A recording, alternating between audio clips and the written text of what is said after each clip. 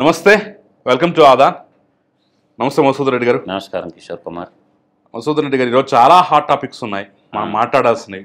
One by one మనం చూసినట్టయితే ఇప్పుడు కొంత ఆసక్తికరమైన అంశం, సరే మాట్లాడక తప్పదు అనేటటువంటి పరిస్థితి కల్పించినటువంటి అంశం ఏంటంటే ఈ సోషల్ సైకోల గొడవ.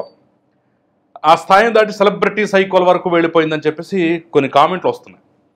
ఉదాహరణకు మనం చూసినట్టయితే పోసాని కృష్ణమురళి లాంటి వాళ్ళ మీద కేసుల పరంపర నడుస్తుంది.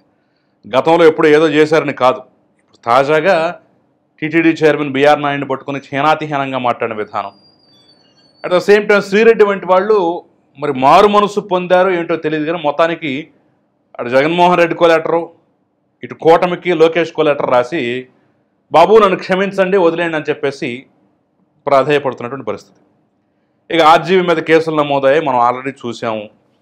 అధికారంలోకి వచ్చారు కాబట్టి కేసులు పెట్టారు, లేదంటే మూసుకు కూర్చునేవాళ్ళు అని చెప్పేసి తాజాగా కూడా స్టేట్మెంట్ ఇచ్చాడట. దానికి సంబంధించిన వీడియోలు కూడా షేర్ అవుతున్నాయి. సో ఫస్ట్ ఆఫ్ ఆల్ దీని గురించి మనం విశ్లేషణ చేద్దాం. అసలు ఇప్పుడున్న పరిస్థితుల్లో ఏం చేస్తే బాగుంటుంది అంటారు?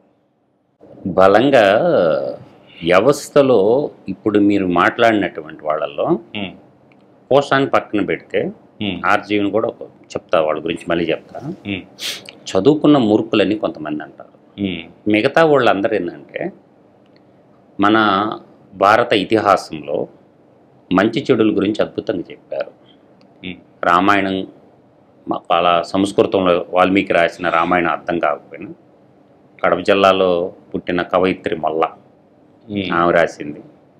అదేవిధంగా నీతి శతక పద్యాలు కనీసం యామన శతకం కానీ, దాశరథి శతకం, సుమతి శతకం, అలాగే లక్ష్మీ నరసింహస్వామి శతకం, కాళహస్తీశ్వర శతకం, ఇవన్నీ పక్కన పెట్టినా కనీసం పెదబాల శిక్ష చదువుకోనున్నా ఈ మాటలు మాట్లాడేవాళ్ళు కాదు.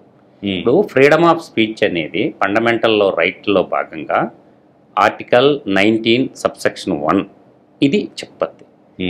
అది చదువుకున్నారు.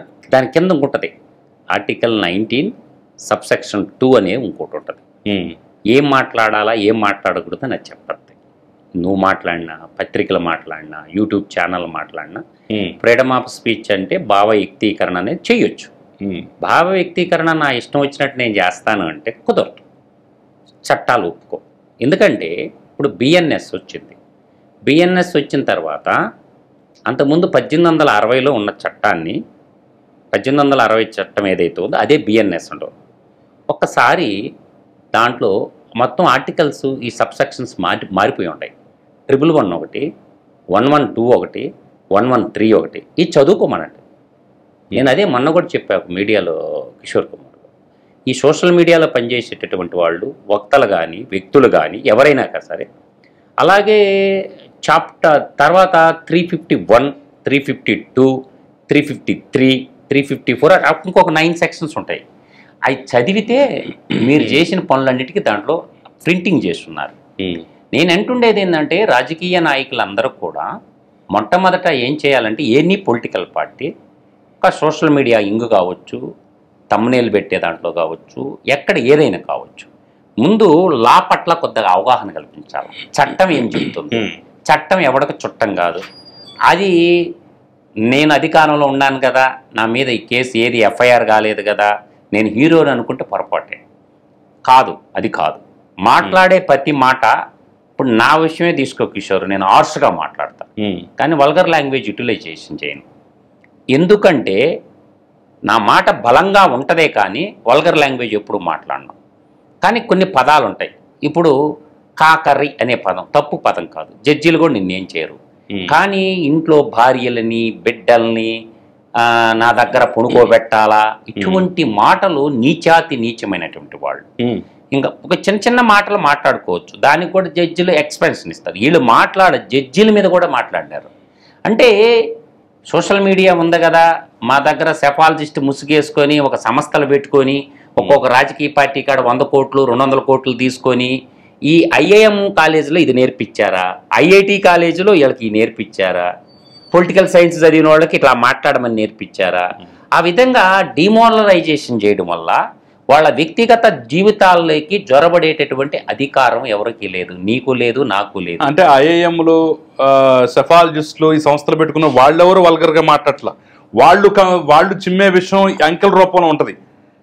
వాస్తవాలు పక్కన పెట్టేసి ఇదిగో వీళ్ళకి 150 వస్తున్నాయి, వీళ్ళకి 120 వస్తున్నాయి, 101, వై నాట్ 175, ఈ సెక్షన్ వేరు. నేను అనేది ఎస్పెషలీ ఇప్పుడు ఆ అంకెల గురించి అసలు గ్రౌండ్ లెవెల్లో రియాలిటీ గురించి తెలియకుండా కేవలం సెల్ ఫోన్ ఉంది కదా అని చెప్పేసి ఇష్టం వచ్చినట్టుగా నోటికి హద్దు పద్దు అనేటటువంటి లేనట్టుగా మాట్లాడేటటువంటి బ్యాచ్ గురించి మనం ఇప్పుడు నేననేది అది ఒక కర్మాగారం ఏర్పాటు చేశారు. దీనికి ఏంటంటే ఈ సైకోయిజం, ఇజం అంటే ఉద్దేశం, ఐఎస్ఎం అంటే ఇజం, పవనిజం, జనరలిజం, మార్కిజం, సోషలిజం, ఇజం అంటే ఉద్దేశం. ఇక్కడ ఏం చేశారంటే కొంతమంది వ్యక్తుల్ని ఎంగేజ్మెంట్ చేసుకుని పొలిటికల్ పార్టీలు వాళ్ళకి కొంత పేమెంట్, నెలవారీ పేమెంట్లు ఇస్తా, తద్వారా ఏమైందంటే వాళ్ళు ఇచ్చలవిడిగా మమ్మల్ని మాకేం కాదులే చూసుకుంటాంలే అన్నటువంటి ప్రవర్తిస్తే, నాకున్న స్టడీ చెప్తున్నాను, ఒక ఆర్థిక నేరగాడు ముఖ్యమంత్రి అయితే నేర సామ్రాజ్యాన్ని ఎలా విస్తరిస్తారు అనే దానికి మూల తార్కాణమే జగన్మోహన్ రెడ్డి. దానికి ఇప్పుడున్న ముఖ్యమంత్రి సీమాంధ్ర నేలను పరిపాలిస్తున్న ముఖ్యమంత్రి చంద్రబాబు నాయుడు గారు ఒక పదప్రయోగం చేశాడు, ఏంది ఎస్కోబార్ అని. ఇప్పుడు ఈ పులివెందల ఎస్కోబారు ఒక సైన్యాన్ని తయారు చేశాడు. అది ఆ సైకోయిజాన్ని బాగా నెచ్చారు. ఇప్పుడు న్యాచురల్గా ఉండే జైళ్ళు కాదు, సపరేట్ సైకో జైళ్ళు కట్టాల. వాళ్ళని ఏం చేయాలంటే సత్ప్రవర్తన చేయాలంటే చాగంటి బ్రహ్మశ్రీ చాగంటి కోటేశ్వరరావు గారిని అందుకే రిక్రూట్మెంట్ చేసిండని నేను అనుకుంటున్నా. కూర్చోబెట్టి వాళ్ళకి రామాయణం, అక్కంటే ఏంది, చెల్లంటే ఏంది, తమ్ముడంటే ఏంది, అత్త అంటే ఏంది, బామర్ది అంటే ఏంది, సంఘాన్ని సంస్కరించాలి. గురజాడ అప్పారావు గారు కానీ, రాజారాం మోహన్ రాయ్ కానీ వీళ్ళందరూ సంఘ సంస్కర్తలు ఎందుకు పుట్టారు? ఇప్పుడు అంతెందుకు మనకి ఇక్కడ రాయలసీమ రీజన్లో కూడా సంఘ సంస్కర్తలు ఉంటారు. అన్నమాచార్యుడు కానీ, ఇటుపక్క బ్రహ్మంగారు శ్రీమద్ విరాట్ పోతులూరి వీరబ్రహ్మేంద్ర స్వాములు గారికి, గురు రాఘవేంద్ర కానీ, తర్వాత నీకు ఈయన కాశీనాయన కానీ, వీళ్ళందరూ సంఘ సంస్కర్తల కోవల కిందకు వస్తారు. తర్వాత మనకి డొక్కా సీతమ్మ కానీ, వీళ్ళందరూ రకరకాల వేషాల్లో సంఘ సంస్కర్తలు వాళ్ళంతా. నేను అంటుండేది ఏంటంటే ఇటువంటిని సమాజానికి ఒక పంటకి చెడబట్టింది, పంట నాశనం అయిపోతుంటే చూస్తూ ఉంటామా? ఒక రైతు పురుగు మందు కొడతారు, ఒక మందు చావకపోతే ఇంకో మందు కొడతారు. ఇప్పుడు నా ప్రశ్న కూడా ఇదే, ఈ పురుగు మందు ఏం చేయాలి? ఇప్పుడు నా సూటి ప్రశ్న ఏంటంటే, సరే పవన్ కళ్యాణ్ ఆగ్రహావేశాల వల్ల కావచ్చు, మరో కారణం వల్ల కావచ్చు, మొత్తానికైతే ఒక కదలికి వచ్చి సెటరేట్ చేసే ప్రయత్నం జరుగుతోంది ఈ చెడు ఉండకూడదని చెప్పేసి. అరే కళ్ళ ముందు భూషణాలు చేసిన వాళ్ళు, నోటికి హద్దు పొద్దు లేకుండా మాట్లాడిన వాళ్ళు, పోస్టులు పెట్టిన వాళ్ళు కొన్ని వందల మంది అరెస్ట్ లోపల కూర్చుంటున్నా సరే, పోసాని వంటి వాళ్ళు బయటకు వచ్చి ఇంకా అదే భావజాలం, ఇంకా అదే ఇదిలో నన్నేం పేకలేరు అనేటటువంటి రీతిలో ఆ మాటలేంటి? ఏదో విమర్శ చేయొచ్చు, నేను కాదు బిఆర్ నాయుడు గారిని విమర్శ చేయకూడదని నేను అంటలా. ఒకవేళ ఆయన తప్పులే ఉన్నట్టు విమర్శ చేయొచ్చు, ఎత్తి చూపొచ్చు. ఆ భాష ఏంటి? ఆయన తిట్టే ఏంటి అసలు? నేను అనేది ఒకటి గుర్తుపెట్టుకో కిషోర్ గారు, బిఆర్ నాయుడు గారు కావచ్చు, ఇందిరా గాంధీ గారు కావచ్చు, ఇదే విషయాన్ని తప్పుదోవ పట్టిస్తున్నారు అందరూ. ఆవు చేలో మేస్తే దూడ గట్టును మేసద్దా? ఆవు చేలో మేస్తే దూడ గట్టును మేయదు. కాబట్టి జగన్మోహన్ రెడ్డే దీనికి తాత్కారం పలికాడు. ఇది ఏం చేశారంటే ఇది ఒక డివిజన్ చేయటానికి ఒక వ్యూహం అన్నమాట. కులాన్ని రెచ్చగొట్టడం కానీ, మతాన్ని రెచ్చగొట్టడం కానీ, వర్గాన్ని రెచ్చగొట్టేది ఎందుకంటే వర్టికల్గా డివిజన్ చేయటం కోసం. ఇలా అంటే ఈ రెండు కలుసుకోరు. ఇప్పుడు రెడ్డి వర్సెస్ కమ్మ ఎందుకు వచ్చింది? ఒకప్పుడు కమ్మ వర్సెస్ కాపు ఉండింది, ఇప్పుడు కమ్మ కాపు ఏకం అయిపోయారు. ఇప్పుడు రెడ్డి వర్సెస్ కమ్మ ఎందుకు తీసుకొచ్చారు? రెడ్లందరినీ ఇతనికి ప్రతినిధులుగా ఎన్నుకోవాలా అని అంటారు. ఇప్పుడు అట్లా నీకు ఇది పొలిటికల్ స్లిప్ట్ తేవడం కోసం. ఎవడికి ఎవడు అన్నం పెట్టడు, ఏ కులపోడు ఎవడు ఓడు పని చేసుకోవాల్సిందో వాడు బతకాల్సిందే. కాకపోతే ఏదో కొద్ది గొప్పలు సాయం చేస్తారే తప్ప లక్షల కోట్లు ఉండేవాడు ఏం దాన ధర్మాన్ని చేయడు. ఈ కుల వైషమ్యాలు, మత విద్వేషాలు రెచ్చగొట్టడం వల్ల రెండు వర్గాలుగా ఇడిపోతారు. తద్వారా మనం రాజ్యాధికారాన్ని సంపాదించుకోవటం అంటే అది మూర్ఖత్వం అవుద్ది. ఇప్పుడు పోసాని లాంటి వాళ్ళని, ఈ చీరెడ్డి లాంటి వాళ్ళని చీదేస్తారు. భూమి మీద బతికే అర్హత కూడా లేదు.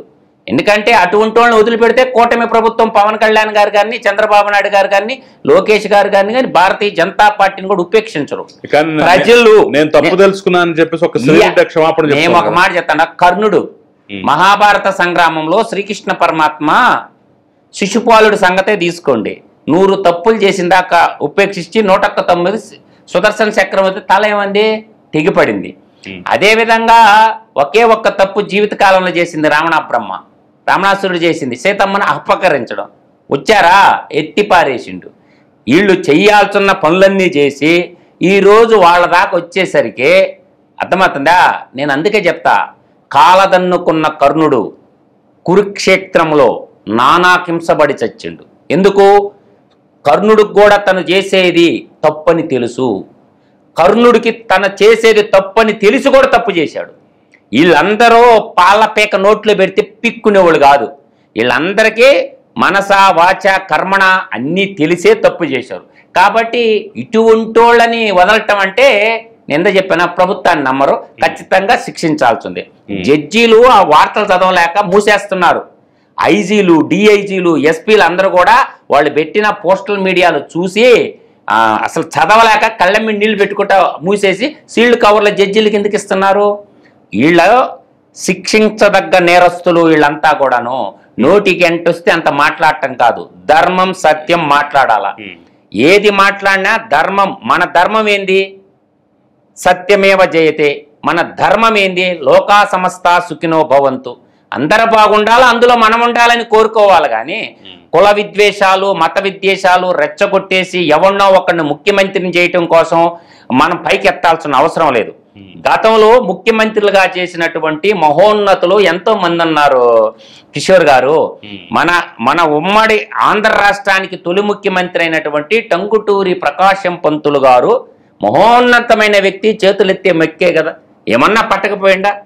తర్వాత ఆయన తర్వాత వచ్చినటువంటి మా బుచ్చిరెడ్డిపాళానికి సంబంధించిన బెజవాడ గోపాల్ రెడ్డి గారు కమ్యూనిస్ట్ లీడర్. ఆయన కూడా బెజవాడ గోపాల్ రెడ్డి గారు ఏమన్నా భూములు కబ్జా చేస్తే ఏమన్నా సంపాదించారా?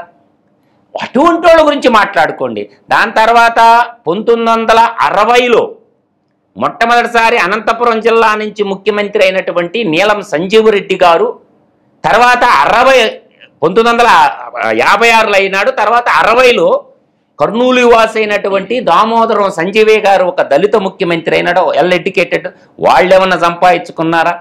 ఈ విధంగా చూసుకుంటూ పోతే అదే కర్నూలు జిల్లాలో రాయలసీమ వాసిన కోట్ల విజయభాస్కర్ రెడ్డి 2 సార్లు ముఖ్యమంత్రి అయ్యారు. ఏమన్నా సంపాదించుకున్నారా? ఇక్కడ నేను అనేది మంచిని చూడండి, చెడు చూడండి, మంచి చూడండి. ఒక వ్యక్తి కోసం కాదు. వ్యక్తి కోసమా, ప్రజాస్వామ్యం కోసమా? మనం బతకాల్సింది ప్రజాస్వామ్యం కోసం. బ్యూటీ ఆఫ్ డెమోక్రసీ అంట. నేను అదే అంట. వ్యక్తి పూజ పక్కన పెట్టండి. పవన్ కళ్యాణ్, చంద్రబాబు నాయుడు గారు, జగన్మోహన్ రెడ్డి అనేవాళ్ళు వ్యక్తులుగా చూడండి మీరు ఫస్ట్. కానీ డెమోక్రసీ ఈ మంచి చేస్తే ప్రజలు అన్నీ వాచ్ చేస్తూ ఉంటారు. వాళ్ళకి 5 ఏళ్ల కోసం ఒక్కసారి అవకాశం వస్తుంది. వాళ్ళ చేతిలో ఉన్న అస్త్రం ఏంటంటే ఓటు. ఇవాళ మిలిటరీ సైనికుల చేతిలో చాలా అస్త్రాలు ఉంటాయి. అగ్ని అని రకరకాల అణ్వాయుధాలు ఉంటాయి, AK-47 ఉంటాయి. కానీ ఓటర్కు ఉండేది ఏముంది? చేతిలో ఉండే ఒకే ఒక్క ఆయుధం, అది 5 సంవత్సరాలకు ఒక్కసారి ప్రయోగిస్తాడు. 5 సంవత్సరాలకు ఆ ఓటు కోసం పోయి వంగి దండం పెట్టి ఆ ఓటేసిన తెల్లారి నుంచి ప్రజల్ని హింసించడం, బాధించడం వల్ల ఇప్పుడు చూస్తున్నాం కదా, మనం గెలిచిన ఎమ్మెల్యేలు ప్రజల కాడికి పోతారా, ప్రజలు ఎమ్మెల్యేల కాడికి పోతారా? ఒక్కసారి ఆలోచించుకోండి కిషోర్ గారు. ఇప్పుడున్న 175 మంది ఎమ్మెల్యేలు, ఇప్పుడున్న 25 మంది ఎంపీలు, వీళ్ళు ప్రజల దగ్గరకు పోతారా, ప్రజలు ఎమ్మెల్యేల కాడికి వస్తారా? అంటే సామంత రాజుల్లాగా బిహేవ్ చేస్తున్నారు. దీనికి కారణం ఎవరు? ఓటేసి నీకు అధికారం ఇచ్చినటువంటి ప్రజలు నీ కాళ్ళు మొక్కతా బాంచన్, నాకు సేవ చేయి బాంచన్ ఎమ్మెల్యే ఇంటి చుట్టూ 5 ఏళ్లు తిప్పుకుంటున్నారు. వాడి ఇంటికి వచ్చి వంగి దండం పెట్టినోడు ఇప్పుడు ఇంటికి ఎందుకు రావడం లేదు? ఇప్పుడు గ్రామాలకు ఎందుకు రావడం లేదు ఎమ్మెల్యేలు? ఇది అడగాల. ఏమరా బాబు, ఎలక్షన్ అప్పుడు అమ్మా మీకే అవసరాలు అయింది ఇస్తాను, మీ ఇళ్లకు వచ్చి చేస్తానమ్మా, మీ పిల్లోళ్ళు ముట్టి గడగతానన్నటువంటి ఎమ్మెల్యేలు ఎక్కడ ఉంటారు? ఇప్పుడు ఆఫీసుల్లో కూర్చొని సామంతరాజుల్లాగా బిహేవ్ చేస్తున్నారా లేదా? ఖచ్చితంగా. కాబట్టి ఏం చేయాలా ఎమ్మెల్యేలే అంటే? జీతాలు తీసుకోవటంలా, అవిలెన్సులు తీసుకోవటంలా, గ్రామాలకు పోరా, ప్రజల అవసరాలు తీర్చరా? నీ కాడికి రావాలా? నువ్వేమన్నా పెద్ద పోటీగాడి వాటరా? నువ్వు ఎందుకు గెలిచినావు ఎమ్మెల్యేగా? ప్రజలకు అందుబాటులో లేనప్పుడు నువ్వు ఒక ఆఫీసు పెట్టుకొని వసూలు రాజ్యాలుగా ఉండకపోతే గ్రామాలకు పోయి మీ రోడ్ల అవసరాలేంటి, పొలాల్లోకి బాట్ల అవసరాలేంటి, పింఛన్ అవసరాలంటే అడగాల్సిన బాధ్యత ఉందా లేదా? సిగ్గుమాల నివారణ చెప్తానంటే అసెంబ్లీ జరుగుతుంటే ఎమ్మెల్యేలు పాటు టయానికి ఎవరు నిర్ణయం తీసుకోవాలి? కిషోర్ గారు పైన ఒక 10 మందో 20 మందో పోతుంటే పిల్లోడు టయానికి స్కూలుకు పోతే గమ్ముకుంటారా? నేను మాట్లాడితే మాట్లాడంటారు. ఈ రోజు అసెంబ్లీ నడుస్తుంది, ఎంతమంది ఎమ్మెల్యేలు టయానికి అసెంబ్లీకి పోతారో నాకు చెప్పాను. అసలు ప్రతిపక్షమే లేదు కదా, ప్రతిపక్షమే పోవట్లేదు. ప్రతిపక్షం తీసి వదిలే ఆ 11 మంది సంగతి, ఆ 11 రెడ్డి సంగతి రాజ్యాంగం చూసుకుంటుంది, స్పీకర్ చూసుకుంటారు, సోకాస్ నోటీస్ ఇస్తారు, డిస్క్వాలిఫై చేస్తారు. తర్వాత మళ్ళీ కానీ నన్నేం పేకలేరు. Wait and see. దమ్ముంటే డిస్క్వాలిఫై చేయండి. వాళ్ళ చేతిలో ఎక్కడుంది? చేయమనండి, టచ్ చేయమనండి. ఎవడా వాడు చదువుకోకపోతే జగన్ రెడ్డి సవాల్ విసురుతుంది. వాడు అసలు చదువుకోవాలా? వాడికి చదువు రాదు. 10th క్లాస్ పేపర్లు దొంగతనం చేసే ఎగ్జామ్ రాసినాడు, వాడికి ఏం తెలుసు? నువ్వు వచ్చి కాన్స్టిట్యూషన్ చదవరా బాయ్. ఎవడు చెప్పిండు నీకు? ఫుల్ పవర్స్ ఉన్నాయి, స్పీకర్ కి ఫుల్ పవర్స్ ఉన్నాయి. నువ్వు రాకుండా ఉండు. సినిమా చూపిస్తాడో లేదో, డిస్క్వాలిఫైడ్ చేస్తాడో లేదు స్పీకర్. నువ్వు మగాడవైతే రాకుండా ఉండు, చూస్తా. ఖచ్చితంగా 2 సెషన్లకు కానీ శాసనసభకి కానీ రాకుండా ఉంటే డిస్క్వాలిఫై చేసే రైట్ స్పీకర్కి ఉంది. స్పీకర్ అంటే జడ్జి, శాసన వ్యవస్థలో ఒక భాగం. అది ఎవడు చెప్తాడు కాకల్పుల్ స్టోరీలా. అందువల్ల వాడి జీవితంలో ఇంకా ముఖ్యమంత్రి కానీ ఆ పాట రోజులే. ఇంకొక నీకు పెద్ద ముచ్చట చెప్తా, స్టేట్లో జరిగిన ముచ్చట. మీరు అందరూ సోషల్ మీడియా వాళ్ళు అందరూ తెలుసుకోండి. నేను అనేది ఏంటంటే, ఈ 50,000 మంది ఏదైతే ఉన్నారో సోషల్ మీడియా సైన్యమో, ఈ పులివెందల ఎస్కోబార్, పాప్లో ఎస్కోబార్ సైన్యం ఏదుందో, దీని రూట్స్ ఎక్కడ దాకా పోయినాయి అంటే గంజాయి స్మగ్లింగ్ కూడా వరకున్నారు, ఎర్రచందనం స్మగ్లింగ్ ఉంది. తర్వాత కాలేజీలో తల్లిదండ్రులకు అందరికి నేను తెలుగు బిడ్డల, తెలుగు పరిచయంలో ఉన్న సీమాంధ్ర అందరికి చేతులు ఎత్తి దండం పెట్టి చెప్తున్నా, నేను మీ పిల్లల మొబైల్ తీయండి, మీ పిల్లల ల్యాప్టాప్లు తీవండి, ఎవరన్నా ఒక టెక్నికల్ ఎక్స్పర్ట్ పెట్టి చెక్ చేసుకోండి. ఎడ్యుకేషన్ సంబంధించిన యాప్లే ఉండయా, పిల్లోడు ఇంకేమన్నా చేస్తున్నారా? క్రికెట్ బెట్టింగ్ కూడా ఆడుకున్నారు వీళ్ళు. గుట్కా మట్కా వ్యవహారాలన్నీ ఉండయి. వాళ్ళు ఫోన్లు తీస్తే గతంలో ఇరిగేషన్ శాఖ మంత్రులుగా పనిచేసినటువంటి అనిల్ కుమార్ యాదవ్, వాళ్ళ బాబాయ్ అయినటువంటి రూప్ కుమార్ యాదవ్ వారి నేతృత్వంలో ఈ బెట్టింగ్ మాఫియా ఉంది, ఇది కూడా లాగారు. తర్వాత గంజాయి స్మగ్లింగ్ పెడలర్స్ గా కూడా వాడుకున్నారు. మీరు అందరూ ఏమనుకుంటారంటే బూతులు చూస్తుంది, గవర్నమెంట్ దగ్గర మాడు పగిలిపోయేటటువంటి రిపోర్ట్లు ఉన్నాయి. ఏం చేయాలో గవర్నమెంట్కి అర్థం కావాలా. నేనేమంటున్నా అంటే ఆ పిల్లలందరినీ ఒక కాలేజీలో పెట్టి కౌన్సిలింగ్ ఇవ్వాలా. ఇది మీకు తెలియదు, నా దగ్గర రిపోర్ట్ ఉంది. ఓకే నేను అనేది ఇప్పుడు మనం 1 by 1 వద్ద మీరు చెప్పిన పాయింట్ లో గంజాయి స్మగ్లింగ్, ఎర్రచందనం స్మగ్లింగ్ కి వైసీపీ సోషల్ మీడియా సైకోలకి సంబంధం ఏంటి? నేను చెప్తానండు, గంజాయి అనేది కాలేజీ పిల్లలు బ్యాగ్ లో 1 kg ట్రావెల్ చేయటం పెద్ద పని కాదు. వాళ్ళు బస్సుల్లో వాళ్ళు ఉంటారు కదా. ఈ గంజాయి స్మగ్లింగ్ ఒక చోట నుంచి ఇంకొక చోటకి, ఇంకొక చోట నుంచి ఒక చోటకి ఎట్లా ట్రాన్స్పోర్ట్ చేస్తున్నదంటే దానికి కూడా వాడుకున్నారు. ఆ రికార్డు పోలీసు వాళ్ళు సోషల్ మీడియా వాళ్ళని వాళ్ళు ఏం చేశారంటే డబ్బులు ఎరేశారు. ఏంది 5 రూపాయలు, 10 రూపాయలు, 100 రూపాయలు, 5,000, 10,000 ఇచ్చి వీళ్ళు ఒక యూనిటీగా ఉంటారు కదా కిషోర్ కుమార్ గారు. ఉన్నటప్పుడు ఏం చేశారంటే అల్పాదాయానికి అలవాటు చేశారు. వాళ్ళ కాడ కాస్ట్లీ ఫోన్లు యాడ్ వచ్చినాయి, కాస్ట్లీ డ్రెస్లు యాడ్ వచ్చినాయి. ఇప్పుడు చదువుకునే విద్యార్థికి డబ్బులు యాడ్ నుంచి వస్తాయి, తల్లిదండ్రులన్నా ఇవ్వాలా. Pocket money. తల్లిదండ్రులకు ఆ విధమైనటువంటి మా ఓటు దగ్గర 30,000 రూపాయల ఫోన్ ఉందంటే ఏం చేస్తుందని తెలుసుకోబడలే. వాడికి బట్టలు కొనుక్కుంటున్నట్టు ఇంత కాస్ట్లీ బట్టలు నేను కొనియకుండా నా బిడ్డకి యాడ్ వచ్చి నేను చెప్పి తల్లిదండ్రులు ఆలోచించబడలే. ఖచ్చితంగా ఆలోచించాలి. కాబట్టి ఇటువంటి అన్ని కూడా చాలా సమస్యలు, రుగ్మతలు డిపార్ట్మెంట్ లో నా ఇంట్లో వాళ్ళు ఉండరు కొంతమంది, నాకు తెలుసు కాబట్టి చెప్తుండా. మీ పిల్లలు మొబైల్లో ఏమేమి చూస్తున్నారో ఒకసారి చూడండి, చెక్ చేయండి. మీ పిల్లల బ్యాంక్ అకౌంట్లు చెక్ చేయండి. చింతమల్లి తీసుకొని ఈపులు పొంగేదాకా కొట్టండి. ఎక్కడి నుంచి వచ్చిందిరా ఈ డబ్బు, నువ్వు ఏం చేసి సంపాదించినరా డబ్బు, ఎక్కడైనా పార్ట్ టైం ఎంప్లాయీగా చేసినవా లేదా అనేది ఆలోచించి చేసుకోవాలా. గత 5 ఏళ్ళు కొనసాగించారా? కంటిన్యూగా ఉంది. ఆ రికార్డు బయట పెడితే పిల్లల జీవితాలు అన్యాయం అయిపోతాయని పోలీస్ డిపార్ట్మెంట్ బయట పెట్టడం వల్ల రేపు వాళ్ళ యాడికన్నా ఫారెన్ పోవాలన్నా పాస్పోర్ట్కి వీసాకి ఇబ్బంది అవుతుంది. రేపు ఏదన్నా సెంట్రల్ గవర్నమెంట్ ఉద్యోగాల్లోనో స్టేట్ గవర్నమెంట్ ఉద్యోగాల్లోనో వాళ్ళు జాయిన్ అవ్వాలంటే వాళ్ళ భవిష్యత్తులో అంధకారం అయిపోతాయి. ప్రభుత్వం అది ఆలోచిస్తుంది. ఆ రహస్యాన్ని బయట పెట్టడం వల్ల మీరు అందరూ ఇది అర్థం చేసుకోవటం వల్ల. సరే, ఓకే, గంజాయి గురించి చాలా క్లియర్గా చెప్పారు. ఈ బ్యాచ్ ఎవరైతే ఉన్నారో వాళ్ళందరినీ విద్యార్థులను ట్రాప్ చేసి వాళ్ళని పెడ్లర్స్గా మార్చేశారని చెప్పారు. ఎర్రచందనం ఏంటి మరి? ఈ కథ ఏంటి? ఈ కథ ఏంటంటే ఇప్పుడు ఒక రవాణా జరిగేటప్పుడు అక్కడక్కడ ఎవరెవరు ఉంటారని పెట్టుకుంటారనమాట. ఈ పెద్ద పెద్ద తలకాయలు ఈ ఎర్రచందనానికి సంబంధించినటువంటి విషయము గడిచిన 5 ఏళ్లలో ఎక్కడ కూడా కిషోర్ గారు ఒక్క కేసు నమోదవల. ఒక కానిస్టేబుల్ ధైర్యం చేసి పట్టుకుంటే తొక్కిచ్చి చంపేశారు. ఆ కేసు ఏమైంది? అసలు ఓనర్ ఎవరో పట్టుకోవాలిగా. అందువల్ల ఏంటంటే ఇది చాలా పెద్ద దానికి. ఇప్పుడు నేను అనేది ఏంటంటే క్రికెట్ బెట్టింగ్ ఉంటుంది దాంట్లో. ఈ పిల్లల క్రికెట్ బెట్టింగ్ ఎవరు నేర్పించారు? ఎంతమంది పిల్లలు అప్పుల పాలైపోయారు. ఆ అప్పుల పాలైపోయి వాళ్ళ కుటుంబాలు పొలాలమ్మి అంతెందుకు హైదరాబాద్ లో ఒక కుర్రోడిని హౌసింగ్ బోర్డు తీసుకుపోయారు. ఏరే ఫ్రెండ్ బండి ఎత్తుకొని పోయేస్తానని చెప్పి క్రికెట్ బెట్టింగ్ కోసం ఏరే పిల్లోడిది ఫ్రెండ్ది 2,50,000 రూపాయల బండి తీసుకొని వాడు తాకట్టు పెట్టాడు 10 రూపాయల వడ్డీకి. ఆ డబ్బులు ఆడబెట్టారంటే క్రికెట్ బెట్టింగ్లో పెట్టాడు. అది పోలీస్ స్టేషన్లో కేసు పెడితే వాళ్ళ తల్లిదండ్రులు బోరుమని ఏడ్చి అన్న ఎట్టకొట్టు కాపాడన్నా వీళ్ళని చెప్పి నా వద్దకు వస్తే నేనే మాట్లాడి ఏందమ్మా పిల్లలు పెంచడం చేత కాకపోతే చంపేసుకోవాలి కానీ ఇటువంటిది ఏంటని చెప్పి 10 లక్షలు 20 లక్షలు 30 లక్షలు లక్షలు బాగొట్టుకున్న తల్లిదండ్రులు ఉన్నారు. బయటకు పడితే కన్న బిడ్డ పెళ్లి కావాల్సిన బిడ్డ బయట పడితే ఏమైపోతాడోనని తల్లిదండ్రుల ఆవేదన ఉంటుంది. ఇలా అంతకుముందంటే ఉమ్మడి కుటుంబాలు ఉన్నాయి. బాబాయో చిన్నమ్మో చిన్నానో మేనత్తో బావో చూసేవాళ్ళు. ఈ రోజేంది మొగుడు పెళ్ళాం ఒక కలర్ టీవీ ఒక ఇవన్నీ మాట్లాడుకుంటా ఉన్నారు.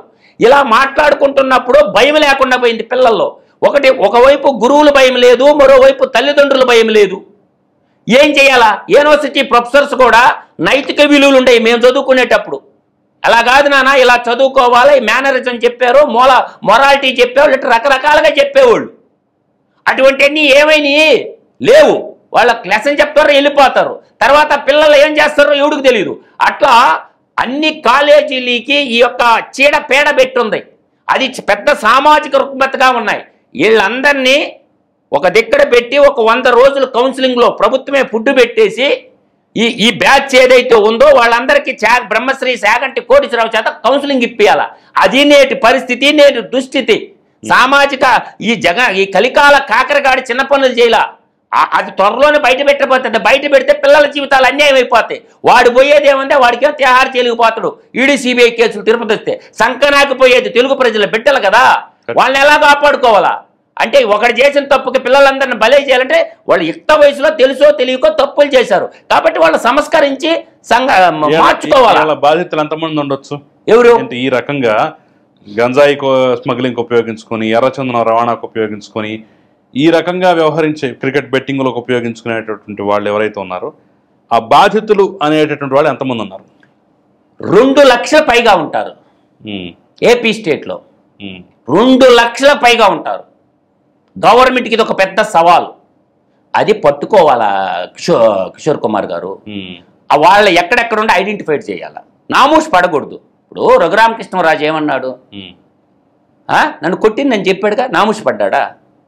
నామూష్ పడలేదుగా. పెద్ద ఆయన ఎంపీగా ఉండి నన్ను కొట్టలేదని చెప్పాడా? నన్ను కొట్టాడని చెప్పాడు. తప్పే ఉంది. నీ బిడ్డ దారి తప్పిపోతున్నప్పుడు పట్టుకోవాల్సిన బాధ్యత ప్రజలకు ఉందని నేను అంటాను. ప్రభుత్వాలకు కూడా ఉంది. స్థానికంగా ఉన్నటువంటి పోలీస్ ఇన్స్పెక్టరు, తర్వాత స్థానికంగా ఉన్నటువంటి పిహెచ్సిలో ఉన్నటువంటి డాక్టరు, వీళ్ళందరూ ఏం చేయాలా? వాళ్ళ బ్లడ్ శాంపిల్ తీసుకోవాలా. వాళ్ళ ఫోన్లో వాళ్ళ ల్యాప్టాప్లు చెక్ చేస్తే మొత్తం వాళ్ళ బ్యాంక్ అకౌంట్ ఏ ట్రాన్సాక్షన్ జరిగినా బ్యాంక్ ద్వారానే జరుగుతాయి కదా. కిషోర్ గారు చెక్ చేయండి. ఇంత డబ్బు ఎక్కడి నుంచి వచ్చింది? ఎవరికైనా డబ్బు ఎక్కడి నుంచి వస్తుంది? వ్యవసాయం చేస్తే డబ్బు వస్తుంది, ఏదైనా టీ కొట్టు పెట్టుకుంటే డబ్బు వస్తుంది, జ్యూస్ షాప్ పెట్టుకుంటే డబ్బు వస్తుంది, ఏదైనా వ్యాపారం చేస్తే డబ్బు వస్తుంది, ఉద్యోగం చేస్తే డబ్బు వస్తుంది. ఇంకా మిగతా సందర్భాల్లో డబ్బు ఎక్కడి నుంచి వస్తుంది నీకు? అంటే ఎక్కడో ఏదో తెలియటం జరుగుతుందని. కాబట్టి ప్రభుత్వం ఇది కూడా ఆలోచించేసి వీళ్ళు ఏదైతే గంజాయి ఫెడ్లర్స్గా ఎవరెవరిని వాడారు అన్ని కాలేజీల మీద పడాలా, అన్ని యూనివర్సిటీలు పోయి లెక్చరర్స్ని కూర్చోబెట్టి వాళ్ళ మొబైల్ తీసుకొని రోజుకు ఒక 10 మొబైల్ డేటా గుంజేస్తే ఒక సీట్ వస్తుంది. ఆ కాలేజీ ప్రిన్సిపాల్కి కాలేజీ మేనేజ్మెంట్కి చెప్పడం వల్ల కిషోర్ గారు, బాబు ఇది మంచి పద్ధతి కాదు, గతం గత తప్పేదో జరిగిపోయింది, 4 చింతమెల్లి తీసుకొని, చింతమెల్లి అయితే బాగా తగలుతాయి దెబ్బలు, ఇంకేం మెల్లి పనికిరాదు, ఇరిగిపోద్ది. చింతమెల్లి అయితే ఒళ్ళు పొంగేదాకా వాళ్ళ తల్లిదండ్రులు నిద్రను పిలిపించేసి ఒక రూమ్లో పెట్టేసి ఇంకా కొడితే చావు భయం అనేది, పోలీసు వాళ్ళు కొట్టకూడదు, వాళ్ళ అమ్మా నాన్న చేత కొట్టించాలా. అప్పుడు అమ్మ తప్పు అయిపోయింది అమ్మా క్షమించమ్మా ఇంకెప్పుడు తప్పు చేయనని కాళ్ళు పట్టుకుంటాడు. పోలీసు వాళ్ళు కొట్టకూడదు, వాళ్ళ అమ్మా నాన్నకి ఇచ్చే వాడు ఒళ్ళు పొంగేదా కొట్టి వాడు కళ్ళెంబడి పశ్చాత్తాప నీళ్లు కాలేదా కొట్టిస్తే అప్పుడు బాగుపడద్ది. ఏమి ఇదంతా కరెక్ట్ కాదు కిషోర్ గారు. సమాజాన్ని చెడిపేసేటటువంటి ఎదవలు ఊడున్నా సరే నా దృష్టిలో ఎన్కౌంటర్ చేసి పారేయాలి. వాడు సమాజంలో బతికే అర్హత ఉండదు. చేతనైతే సాయం చేయి, అంతేగాని చెడుని ప్రేరేపించకూడదు. చెడు అందుకని అన్నమాట, నలుగురు దొంగల మధ్య ఒక మంచోడు కూర్చుంటే వాడు దొంగోడే. ఇప్పుడు కళ్ళు తాగని పోయి కళ్ళు తాగని పోయి తాడి చెట్టు కింద ఏం చేస్తారంటే పశువు గడ్డి కనడంటాడు ఓడు. అది ఎట్ట కుదరుతుంది? అందువల్ల ధర్మంగా బతికినటువంటి కర్ణుడికే చావు తప్పల కురుక్షేత్ర మహాసంగ్రామంలో. ఇప్పుడు ధర్మంగానే బతికిన నా దృష్టిలో కర్ణుడైతే, నా దృష్టిలో అయితే కర్ణుడు దుష్టుడు సామాసం చేసింది కాబట్టి సంహరించాల్సి వచ్చింది, చెప్పి మరీ చంపుతాడు. కానీ ఎవడు తన చచ్చిపోతున్నానని తెలిసి కూడా కన్న తల్లికి దానం ఇచ్చినటువంటి వాడు కర్ణుడు. తన కవచ కుండలాలు ఎవరికి దానం ఇచ్చాడు కిషోర్ గారు? కన్న తల్లే కదా అడిగింది, వచ్చి అడిగితే ఇచ్చాడా లేదా? అందుకే కదా దాన కర్ణుడు. అదేవిధంగా ఇప్పుడున్న కలికాల జగనాసురుడు తల్లి అడిగినా ఈయనంటుండు. అర్థం కాలా? ఇవన్నీ కూడా ఒకసారి ఆలోచించుకోవాలి. జర్నలిస్టులు కూడా లోతుకు పోండి. నేను చెప్పిన అబద్ధాలా నిజాలా మీకే తెలుస్తాయి అన్నమాట. నేను చెప్పిన వాస్తవాలా కాదా మీకే తెలుస్తాయి. కాలేజీల మీద, ప్రైవేటు కాలేజీల మీద, యూనివర్సిటీల్లో ఉన్న ఆడపిల్లలవి కానీ మగపిల్లలవి కానీ అందరి ఫోన్లు, ట్యాబులు, అసలు ఏమేమి యాప్లు ఉండే, ఏమేమి డౌన్లోడ్ చేసి ప్రతిదీ రీసెర్చ్ చేయాలా. ఇప్పుడున్న IT education minister Nara Lokesh గారికి చేతులెత్తి దండం పెడుతుండా ఒక టీం పెట్టేసి ఆ పని చేయమని చెప్తున్నాను. సమాజాన్ని సంస్కరించాలంటే ఉన్నతమైన విలువలు లేకపోతే సమాజం సంస్కరించబడదు. అందువల్ల మాట్లాడే భాష వాక్శుద్ధి ఉండాలా. బాండశుద్ధి లేని పాకము, చిత్తశుద్ధి లేని శివ పూజలు ఎందుకంటారు. అట్లాగే సమాజాన్ని, పిల్లల్ని సంస్కరించలేనటువంటి ప్రభుత్వాలు ఉన్నా ఒకటే, ఊడినా ఒకటే. అందువల్ల ఎమ్మెల్యేలు కానీ, ఎంపీలు కానీ, సర్పంచ్, గ్రామ సర్పంచ్ మొదలుకొని, గ్రామ ప్రథమ పౌరుడు మొదలుకొని దేశానికి ప్రథమ పౌరురాల దాకా ఏం చేయాలా? సంస్కరించబడాలా, సాంప్రదాయబద్ధంగా ఉండాలి. కొన్నిసార్లు కఠినమైన నిర్ణయాలు తీసుకోవాలా. ఆపరేషన్ చేయకపోతే చచ్చిపోతారు. పొట్ట కొయ్యకుండా ఉంటారా? పొట్ట కొయ్యాల్సిందే, క్యాన్సర్ గట్ట కట్ చేయాల్సిందే, మళ్ళీ కుట్లు వేయాల్సిందే, మళ్ళీ బతికించాల్సిందే. కొయ్యకుండా ఆపరేషన్ చేయటం ఏ డాక్టర్ వల్ల కాదు. అందువల్ల ఇప్పుడు ఏదో కొత్తగా లేజర్ ట్రీట్మెంట్ వచ్చింది, మళ్ళీ ఇంకో కామెంట్ పెట్టిన పెడతారు. అందువల్ల ఏంటంటే క్యాన్సర్ గట్టని ఏంటంటే కొయ్యకుండా సక్సెస్ కాదు. కాబట్టి ఇటువంటి ఎదవలు క్యాన్సర్ లాంటి వాళ్ళు, ఈ పోసాని, చీరెడ్డి, ఆ వర్రా ఒకడు, వాడు ఇంకొకడు ఉండో, వాడు పేరు ఏం పేరు, ఉమామహేశ్వర్ రెడ్డి అంట, చెవ్వో ఎవడు, గుంటూరోడు. వీళ్ళందరూ ఏంటంటే చీడపేడ, సీమాంధ్ర నేలకు పట్టిన చీడపేడ. ఇదన్నీ తెలిసే మొన్న 93% సీట్లతోటి 57% ఓట్లతోటే వీళ్ళని శిక్షించమనే కూటమికి అధికారం ఇచ్చింది, వదిలేయమని కాదు. ఖచ్చితంగా శిక్షిస్తారు.